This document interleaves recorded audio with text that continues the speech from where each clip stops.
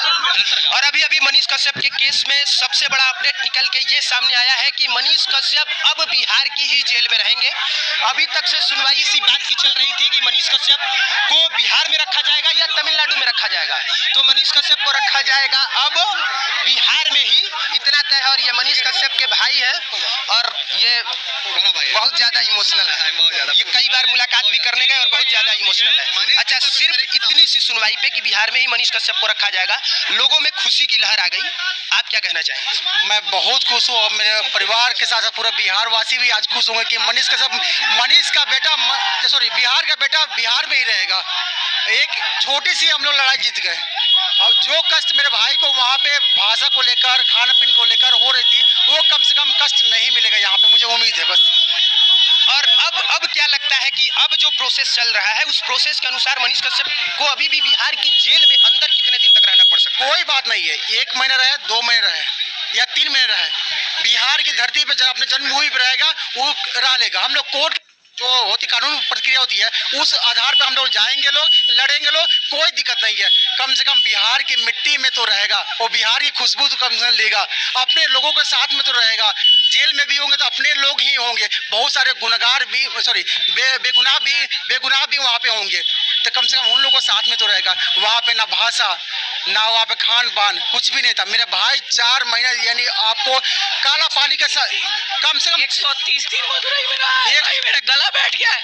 130 दिन के बाद आया है और बिहार की धरती पे अब आप लोगों के बीच रहेंगे और बहुत जल्द आप लोगों के साथ आकर आप लोगों के साथ दुगुनी मजबूती के साथ आप लोगों के साथ काम करेंगे। अच्छा, ये जो राजनीतिक दबाव ऐसा लग रहा था कि ऊपर से बहुत पॉलिटिकल प्रेशर है, क्या वो प्रेशर यहाँ पे नजर आया? हम लोग कानून पे विश्वास करते थे, कानून पे मैं जज साहब को मैं बहुत बहुत धन्यवाद, उनको चरणों में मेरा प्रणाम कि हाँ उन्होंने बेफिक्र होकर बिना दबाव में बिना कुछ किए हुए भाई के पक्ष में सुनवाई है और सत्य की जीत हुई आज सच में लगा। सत्य कल रात को जिस तरह हुई थी उसको तो लगा ही नहीं जाएगा बिहार की। मुझे तो उम्मीद ही नहीं थी, मुझे तो उम्मीद है जिस तरह षड्यंत्र का खेल किया जा रहा था। कल 2 ऑर्डर हुआ कि हाँ जब बेतिया में ही रखना है, 2 बजे एक और पटिशन आती है जब पटना ट्रांसफर करना है, पटना रिमांड के लिए, और फिर रात को आते हैं बेऊर जेल एक्सेप्ट कर ही नहीं रहे कि मनीष कश्यप को हम रखेंगे ही नहीं।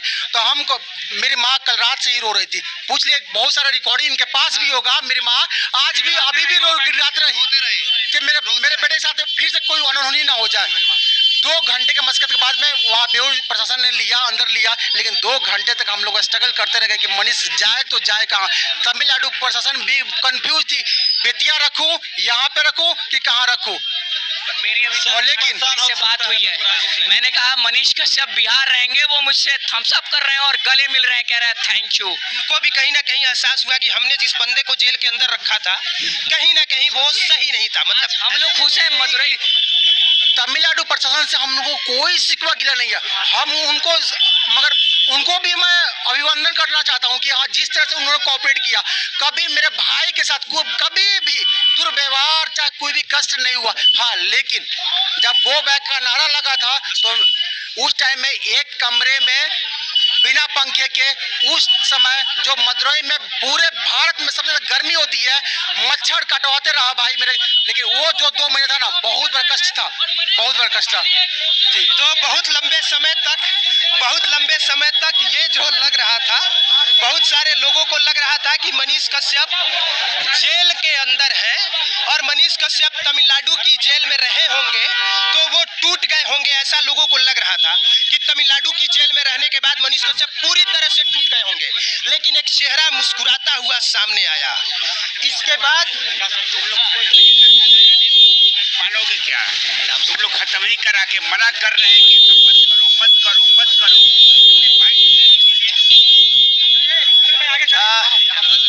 ये जो भीड़ आपको नजर आ रही है,